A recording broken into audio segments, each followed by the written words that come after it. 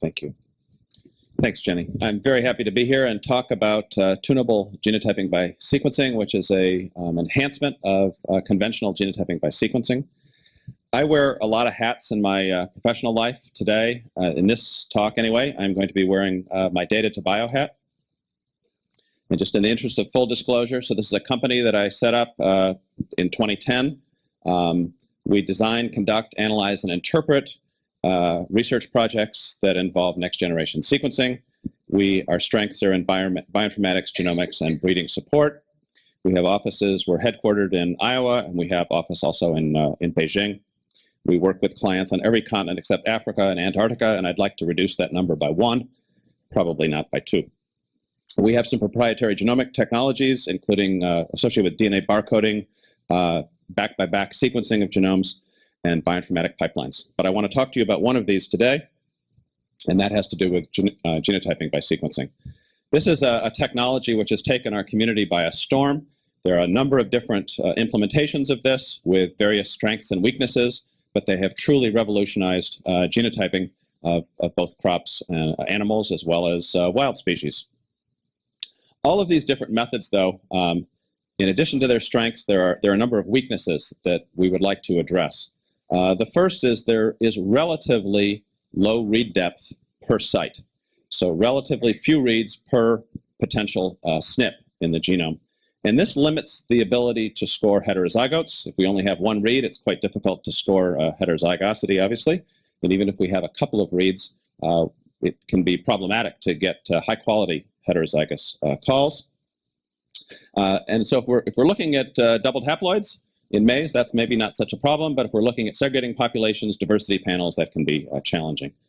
The high levels of missing data, if we only have a few reads per site, the high levels of missing data means that we can, at given sites, means that individual organisms within a panel will be missing different SNP sites, and this complicates downstream analysis requiring imputation, which can limit the ability, for example, to detect rare alleles. It also can add a lot of complication to a study. So conventional GBS in cartoon format here, we have 2 samples, 2 individuals in a population or in a panel. We get relatively few reads at each site, the vertical lines here. Let's see, I've got the ability to do this. We have relatively few reads per site, which means that we end up with a fair bit of missing data. Tunable genotyping by sequence overcomes this challenge by sequencing fewer sites. So we end up with the given number of sequence reads. Those get distributed across fewer sites in the genome, so we consequently get more reads per site. Now this is a cartoon. We get more than 3 reads per site. I'll give you some data in a little while. But because we get higher read depth per site, we get less missing data from individual to individual, which gives us more repeatability. We also, because we have this higher read depth, we can confidently detect novel alleles. So even if there's only a single animal or plant in the population that carries a particular allele, we can have enough confidence to call that rare allele. We can also very accurately, and I'll show you some data on this, call heterozygosity because we have the higher read depth. So tunable GBS, like conventional genotyping by sequencing technologies, like most of them, begins with restriction enzyme digest. And we ligate on barcodes so that we'll be able to pool samples for sequencing. So very similar here. There's going to be one change. Well, 2 changes at the step that I'll show you, 2 modifications. Once the barcodes are added, we can pool the samples together, do some PCR, and sequence them. Initially, we set this up using Illumina technology. What I'm going to talk to today is our implementation of this technology on ion proton, and I'll tell you why we're doing that in a few slides here. But I want to begin by talking about the differences rather than the similarities, the differences between tunable genotyping by sequencing and conventional genotyping by sequencing. So the first one is a modification of how we add on the barcodes. So in conventional GBS, double-stranded adapters are typically used, and what we're using are single-stranded oligos instead of double-stranded adapters. This has a very important technical advantage because we completely eliminate intermolecular ligation of these adapter molecules. This, I'm not going to go through the details here, but technically this makes the whole process simpler and improves the quality of the results. We add on oligos to both sides of the restriction fragment. So we see here oligo B is being added. Remember, that's a single-stranded oligo. That's being added to one side. So we've done a double digest, 2 enzymes, so we can add different oligos, a different oligo to each side. So B is an oligo, and on the other side we add an oligo A, which includes a barcode, a DNA barcode, which is what allows us to do the pooling strategy. The second modification overcomes this read depth problem associated with conventional genotyping by sequencing. So what we're doing here, I'm going to run out of hands. This can go here. Okay, is that sound quality still good? Okay, all right. After we've added on the oligo, we do a PCR step to increase the amount of template for sequencing. And rather than sequencing all of the restriction fragments, which would obviously then distribute our reads across many, many sites across the genome, we do a selective amplification here. And instead of, therefore, sequencing all of the restriction sites as one sees in a conventional GBS, we sequence a subset of the restriction fragments. This is what allows us to pile up reads on a given site. So we have different levels of genome reduction, or genome reduction levels. Genome reduction level 2, we're only going to sequence the ends of 1/16 of all of the restriction fragments that are produced by the digestion. And we do that just by adding some additional bases at the end of this selective primer over here. So if we add 2 bases, we are only going to amplify 1/16 of all the possible restriction fragments that were produced. We can also extend this. We can use 3 bases, and then we'll only end up sequencing 1/64 of all of the restriction fragments that are produced by our digest. So this allows us to concentrate the sequencing at fewer sites in the genome, greater read depth, which allows us to more confidently call SNPs, detect heterozygosities, and see rare alleles. One of the strengths here, as I've alluded to, is the ability to detect heterozygosity.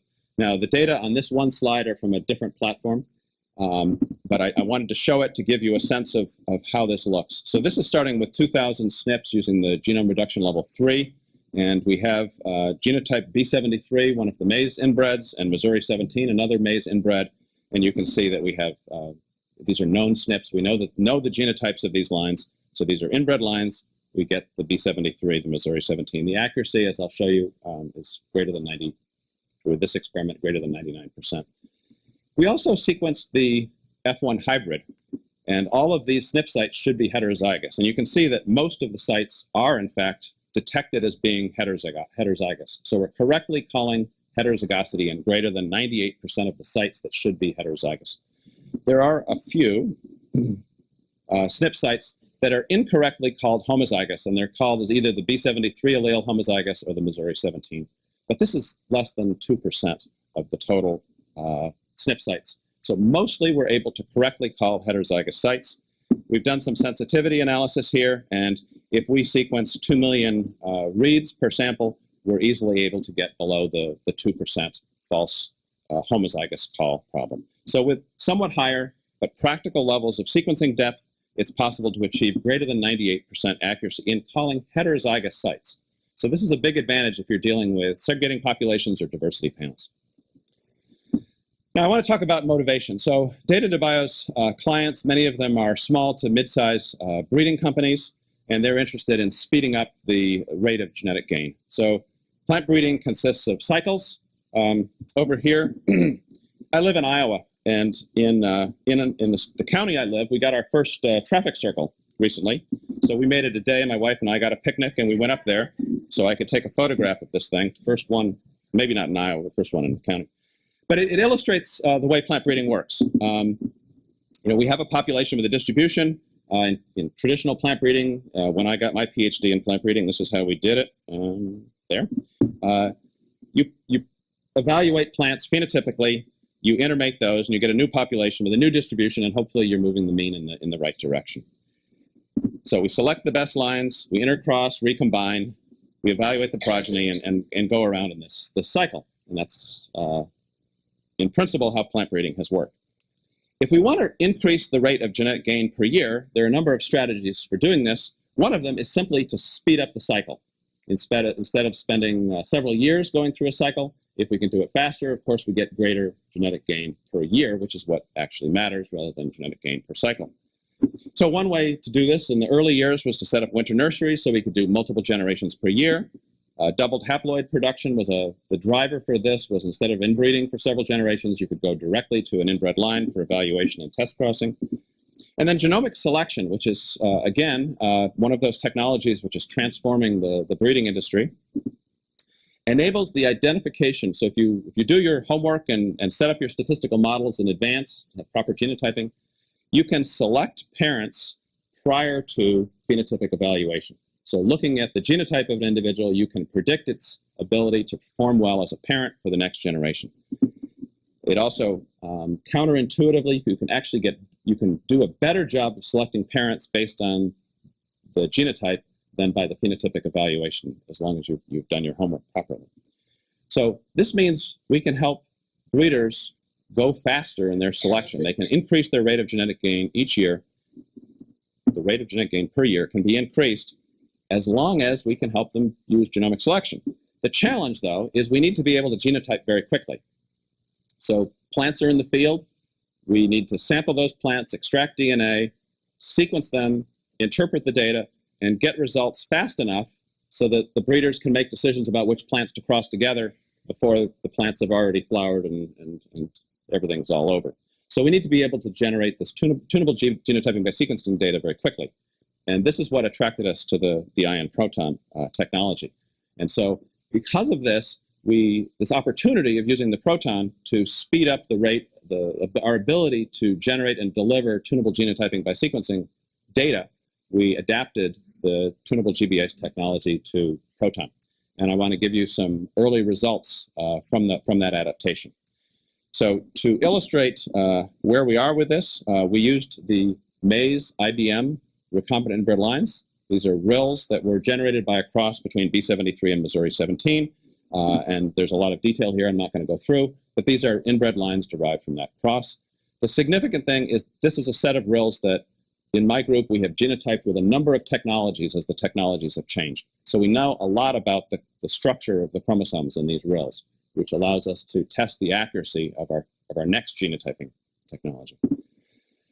So we started with 86 RILs. We analyzed half of them with version 2 reagents for the ion proton and half of them with the much more recently issued version 3 reagents. Sequenced these RILs with the tunable GBS technology, debarcoded them, called SNPs, and then genotyped the lines. And I want to go through the results here.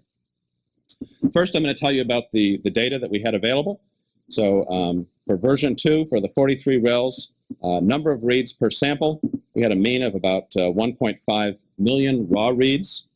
After we trimmed, and we tend to trim very aggressively to remove low-quality bases, we had about 73% of the reads passing through that filter. And then that is not 623%, that's 62.3%, 0.3% of the reads aligned anywhere in the genome. So the reason a read is not going to align in the genome would have to do with sequence errors. And then about a third of those are aligning uniquely in the Mays genome. Version 3, we saw some improvements. So first of all, we were getting many more reads for each run. So we've got actually 2.9 million reads per sample. And that's just reflected that we're getting more reads overall. And I don't know whether that's actually a consequence of V2 versus V3, or maybe we did some better sequencing here. But what is clear is the number of reads that were discarded due to low quality bases decreased dramatically. So 91% of the reads passed through our filters for quality here. And then again, about 2/3 of the reads aligned to the genome. And I should say that we have not yet tuned our alignment parameters for the specific kinds of nucleotide differences or errors that we would see in proton. So I suspect we can increase this number with some additional bioinformatics steps. And then about 45% of these gave us a unique alignment in the genome, which is what we're using for calling SNPs. So here's a comparison of the SNPs that we were getting with the version 2 and version 3 reagents. We started with many tens of thousands of SNPs across all of the, in each RIL. But we filtered and we only kept for analysis those SNPs that showed less than or equal to 30% of missing data across the RILs. So we're only focusing on a very small subset of the total SNPs that we discover, those SNPs that have relatively low numbers of, or percentages of missing data. And this is something we can tune depending on the needs of a particular experiment. We can do LMD, low missing data 10%, or 30 or 50 or even higher if we want to just maximize the number of SNPs that we get. We also do some filtering in this kind of a population, a RIL population. There shouldn't be rare alleles here. It's a biparental cross, so we should only have 2 alleles. So we can do some filtering for minor allele frequency. These are long-term RILs. They should not be segregating for a lot of SNP sites. So we can also do some filtering based on heterozygous rates. And so if we do this with the version 2 SNPs, we end up with just about 2,000 SNPs with an overall missing rate of an average of 12%. So this means that across all of the RILs and all of the SNP sites, we're only missing 12% of the data. In the V3, we end up with, we had more data. We also have higher quality data coming out of the V3. We end up with about 4,000 SNPs that have, each of those SNPs has no more than 30% missing data across the RILs. If we combine these all together, we end up with an average of only 7% missing data across the entire population. So these are 4,000 SNPs across the 43 RILs and only 7% missing data across, on average, across the whole thing. Okay, so how many reads are we getting per SNP site per sample? And that's what we're showing here. So in the V2 experiment, looking at the first 43 RILs, we were getting a mean of 22 reads per sample. So each SNP call in each RIL was based on an average of 22 reads. This gives us the confidence to call SNPs with, and we can call SNPs with high confidence, and we end up with, as I've said, relatively little missing data. The minimum number of reads, these are of course averages 4.4, and the max was 121. With the V3, again looking at 43 RILs, but here we have 4,000 SNPs that meet our criteria, and we have a mean of 64 reads per SNP site. So we have great confidence in these SNP calls. We then wanted to put together these 2 SNP sets and do some genetics and some error analysis. So we put together all of the SNP data and ended up with 1,500 SNPs that were in common in these 2 data sets. Went through some additional filtering, and then did some analysis. One of the first things we did was we built a genetic map. And let me come back to the genetic map. First, I want to start with this. So this is genotyping results by RILs, looking at these overlapping SNPs between the V2 and the V3 experiment. And what we've done here, each vertical bar is a particular RIL. In blue, we've highlighted the number of SNPs in this RIL that have the B73 allele. In red are the number of SNPs that have the Missouri 17 allele, and in gray are the number of SNPs for which we lack data for this particular RIL. And in green, you don't see it very well in this slide, you'll see it in the next slide, are those SNPs that were called heterozygous in a particular RIL.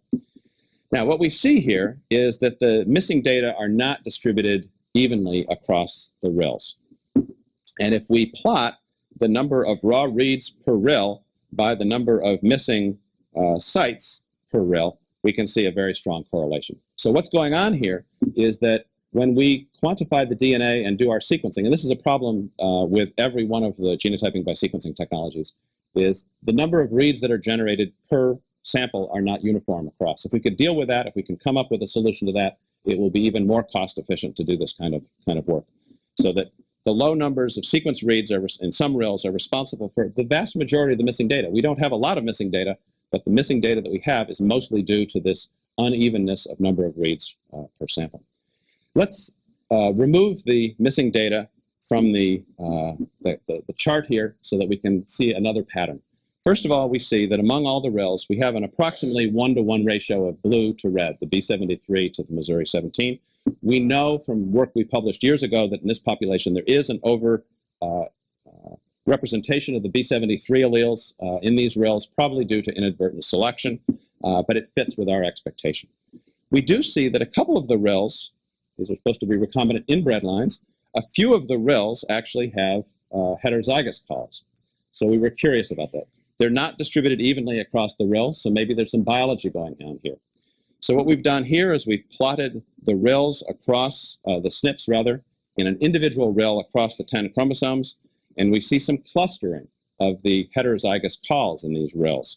And you can't see it here, but those green bars, each green bar is a SNP, but they're actually green bars on top of each other. At this resolution, we can't see this. So we see significant clustering of heterozygous calls in this particular RIL at 2 sites. And these we believe, and again, this is consistent with other genotyping data from these same RILs, that this is some residual heterozygosity. We also see some green bars, and these are typically a single SNP site, these other ones, that are distributed across the genome. There are not a lot of these. These are probably, though, false positive heterozygous calls. But this gives us an upper limit for that false positive heterozygous call, which is very low. So we're not making mistakes about calling sites heterozygous incorrectly very often. So we took these SNPs and we built a genetic map, and when we map SNPs onto a genetic, and the map looks very good. When we map those SNPs on, there's a function in R, we can estimate the error rate, and it is 99th, the error rate is less than 1%. But that is of the SNPs that map, and that's not really a fair comparison. So we also want to ask for all of the SNPs that we've called, what is the error rate? And this is not a trivial problem to figure out what truth is and how well we match. But the way we're doing it here is we are comparing the tunable GBS results with prior genotyping that we've done in this population using other technologies. Now, if we just simply ask about given SNP sites, there's usually very little overlap. So if we have method 1 and method 2, and we only look at SNPs that were called in both technologies, we're relatively limited in the number of SNPs that we can analyze, which gives us huge error bars in our estimates of error. So here we can see a region of the genome, and method 1 has some SNPs called, and method 2 has some SNPs called, but they don't overlap. So using the traditional approach here, we couldn't estimate the error rate. But we were fortunate that we collaborated with Gary Muehlbauer's lab as part of the shoot apical meristem project. This is led by Mike Scanlon. And the group did RNA-seq on a large collection of these IBM RILs. So we used the RNA-seq reads to call SNPs in the RILs. And because we were dealing with something on the order of 175,000 SNPs across the set of RILs, we could identify where the recombination breakpoints occurred during the development of these RILs to very high resolution. So we know which chromosomal segments in each RIL come from B73 and which come from Missouri 17. And this allows us to come up with this method for estimating the error rate. So if we know that in a particular RIL, based on the RNA-seq data with 175,000 SNPs, that this segment should be derived from B73, and we have SNPs from method 1 and method 2, and they're both B73, we know that that should be correct. And if we have a segment that, based on the RNA-seq data, should be derived, a segment of chromosome in a particular RIL derived from Missouri 17, based on these RNA-seq data, and we use either method 1 or method 2, and we get Missouri 17 calls here, we consider that correct. And in contrast, if we were to get a B73 call in this segment in this particular RIL, we would call that an error. So if we do this, we find we have an accuracy of on the order of 98%, minimum accuracy. And yeah, that's what I want to say about that. So to summarize, this tunable genotyping by sequencing technology is both technically easier and it gives superior results. We can target, because of the tunability of tunable GBS, we can target fewer genomic sites for sequencing, which allows us to pool more samples per lane, bring down cost. Or if we want to look at more genomic sites and find more SNPs, for denser genotyping information, we can tune the genotyping by sequencing technology the other direction and look at more sites, sequence more of the genome. Tunable genotyping by sequence generates more reads per SNP site, therefore reducing the amount of missing data within a sample and also across samples within a population. We can reliably identify heterozygous sites, and all of this is done without the need for imputation. certainly we have many, many more SNPs than I'm talking about here, and we could use an imputation strategy. But one of the advantages here is we're looking at a set of SNPs that is fairly consistent. It's called in essentially all of the individuals, most of the individuals within a population. So there really is no need for imputation. This doesn't mean we couldn't project. And so we are working with some people who have detailed high-density SNPs from parents of a population. Based on these very high-confidence SNPs, we can project. This is different than imputation. We can project the SNP, the high-density SNPs onto the population using these high-confidence SNPs. We have high-accuracy genotyping calls, as I've just said. We've used this as a service in Data2Bio to genotype a variety of both inbred and non-inbred samples, plants, animals, organisms I didn't know anybody was studying sometimes. And we could do this with or without a reference genome. We did one study recently where, we did one study recently where we worked with somebody who did not have a reference genome. We called SNPs. They were happy with the results. Then they internally generated a proprietary reference genome. We recalled the SNPs using the same data. We doubled the number of SNPs that we called. So a reference genome is definitely an advantage, but it is not essential for this.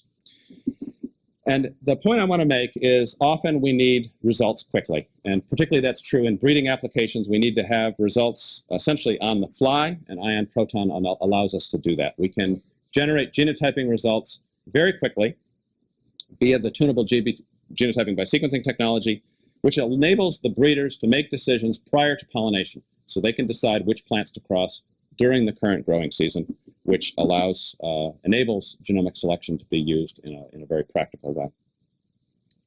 So the tunable genotyping-by-sequencing technology was developed in my lab at Iowa State University. Actually, I borrowed a slide from Sanjin Liu, a former postdoc who's now a faculty member at Kansas State University. So this was really his brainchild. He worked very hard to do this. Initially conceived at Iowa State University, and then we transferred that technology with permission of Iowa State University to Data2Bio, a company I founded a couple of years ago, as I said, and a lot of development and patent applications have come out of Data2Bio, and some other folks here that have contributed. I'd be happy to answer questions.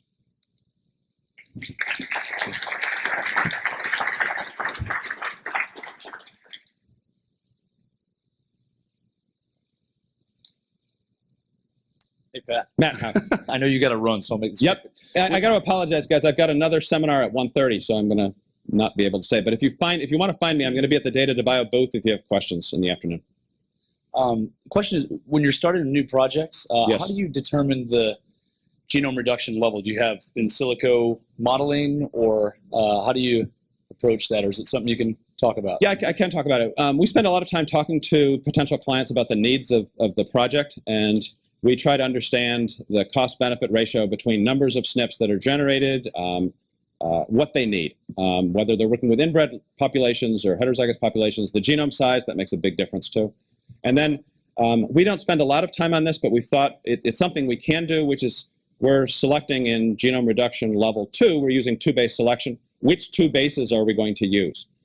We have pretty good luck with the 2 bases we use standardly, but we have thought if there is genome sequence available for a species, we could be more selective to identify, for example, the regions that are going to be more unique.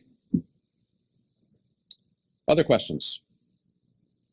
Yes, sir. Yeah. So with the version 3 chemistry, I believe that's the high Q. Is that correct? You've got to ask these guys. Oh, the enzyme. No. Is that the enzyme, Matt? Yeah. We are desperate for this. I was talking to Matt the other day. I would love to try the new enzyme, because I'm told that it really improves the sequence quality, but I guess it's not ready for the proton yet. Yeah. Thanks. Yeah. Other questions? They're free today. Well, until the end of this session.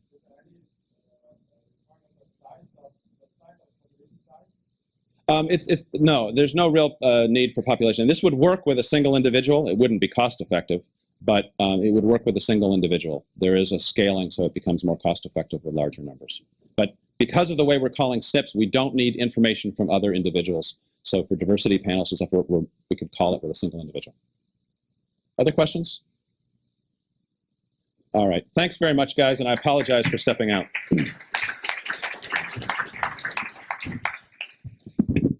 Thank you, Pat. And I want to extend his offer. If you have additional questions, find him in his booth. This entire afternoon is free.